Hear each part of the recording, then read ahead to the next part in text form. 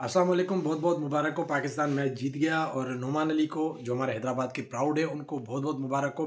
बड़ी शानदार परफॉर्मेंस। जब से पाकिस्तान टीम में आए, जब भी बॉल हाथ में उठाते हैं तो आउट ही करते हैं।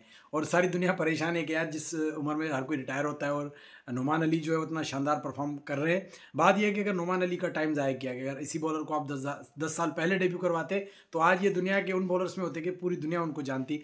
लेकिन अंदर अभी भी वो अच्छा परफॉर्म कर रहे हैं, दे रहा है, दुरुस्त है, वो बात नहीं है, चलें ठीक है, अच्छा खेला। लेकिन मेरा जो आज का टॉपिक जो है वो नोमान अली को, जो जब ये सेंट्रल कॉन्ट्रैक्ट का ऐलान हुआ था तो सी कैटेगरी में रखा गया था, तो उस टाइम में मैंने एक वीडियो बनाई थी और मैंने ये कहा था कि आपने जो है वो जो कॉन्ट्रैक्ट अनाउंस किया उसमें जो ए कैटेगरी आपने खाली रखी है, और जो डिजर्विंग बंदा है, जो ए कैटेगरी के लायक है, उसको आपने सी कैटेगरी में रखा है। मेरा इशारा नोमान अली की तरफ था, और सिर्फ इस नोमान अली की ही तरफ था कि ये वाहिद प्लेयर था जो आपके पास टेस्ट में जो शानदार परफॉर्मेंस कर। अभी अगर पाकिस्तान की टीम को आप थोड़ा गौर से देखेंगे, आप ना टी20 में जीत रहे हैं, टी20 आप जो हल्की टीमों के अलावा जो बड़ी टीमों से खेलते हैं आप हार जाते हैं।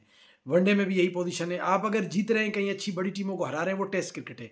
और उसमें अगर आप देखें पिछले 10 12 15 मैचों में, तो मेन फैक्टर स्पिन डिपार्टमेंट है, और उसमें जो सबसे लीडिंग पॉइंट पे वो नोमान अली है। साजिद अली भी साथ है, लेकिन नोमान अली जो लीडिंग पे है, और जिसकी वजह से पाकिस्तान जो है कंटिन्यूसली टेस्ट क्रिकेट में अच्छा कर रहा है, जीत रहा है। लेकिन और रैंकिंग में भी देखें तो टेस्ट क्रिकेट में नोमान अली जो है वो टॉप 10 में है, और हो सकता है कि अब जो इस परफॉर्मेंस के बाद और आगे जाएं, और हो सकता है कि करीब तसलसल जाए रहा तो नंबर 1 पे जो है वो हो जाएं दुनिया के, इंशाल्लाह मेरी उम्मीद है। लेकिन पाकिस्तान क्रिकेट बोर्ड ने अपने उस प्लेयर को जो इन्फॉर्म है, जिसकी वजह से पाकिस्तान जीत रहा है, और जो रैंकिंग में भी है, उसको क्या इज्जत दी? उसको ये इज्जत दी, उसको सी कैटेगरी में रखा गया। तो मेरा जो बेसिक क्वेश्चन है, सी कैटेगरी में क्यों रखा गया था? इसको ताल्लुक हैदराबाद से इस वजह से, क्या नोमान अली का ताल्लुक लाहौर से होगा, फिर उसको एक कैटेगरी में रखा जाएगा? देखें, ये वाहिद प्लेयर है कि जो डिजर्व करता है, जिसको एक कैटेगरी में रखना चाहिए था।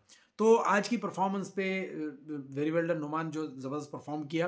तो नुमान ने के लिए मेरी आज का जो डिमांड है वो पाकिस्तान क्रिकेट बोर्ड से ये है कि नुमान अली को एक रिवार्ड दिया जाए, और उनको ये कि उनको एक कैटेगरी में शामिल किया जाए जो कि डिजर्व करते हैं। पहली बात तो आपने एक कैटेगरी खाली रखी है, दुनिया पूरी हंस रही है कि आपके पास कोई ऐसा प्लेयर है नहीं कि जो एक कैटेगरी के लायक हो।